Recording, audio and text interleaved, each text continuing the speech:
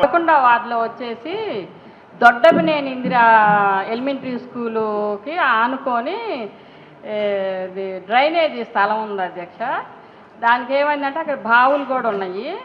దాని చుట్టూతో బాగా చెట్లు పొదలల్లో ఏర్పడి పిల్లలు ఆడుకునే ప్లేస్లోకి పాములు వస్తాయి. సాయంత్రం పంపిస్తాను. చిన్న జేసీబీ పంపించమని చాలా చిన్న జేసీబీ మన కౌన్సిల్ అడిగారు ఆల్రెడీ. 4వ వార్డు స్కూలు రూమ్స్ 2 అటాచ్ చేయమని చాలా దాదాపు 3 నెలల మట్టి చెప్తున్నారు. ఇంతవరకు మా పిల్లలు చాలా యాతన పడుతున్నారు. పిల్లలు బయటలో టేబుల్ సెట్ వేసి స్టడీ స్కూలా దూరా మీకు కూడా వచ్చి కమిషనర్ గారు మీకు కూడా వచ్చి చెప్పాను సార్. అది ప్రతి హై స్కూల్ అండ్ ప్రైమరీ స్కూల్లో కూడా నాడు నేడు సగంలో ఉండిపోయిన వర్క్స్ ఉన్నాయి. అవన్నీ కూడా మా డిపార్ట్మెంట్కి చెప్పాము ఎస్టిమేషన్ వేయమని. అందులో భాగంగానే స్కూల్స్లో కూడా కొన్నిట్లో టాయిలెట్స్ ప్రాబ్లం ఉన్నాయి. ఇప్పుడు కేఎస్ఎం స్కూల్లో అయినా తర్వాత వాళ్ళ స్కూల్లో కొన్ని ప్రైమరీ స్కూల్స్ ఉన్నాయి.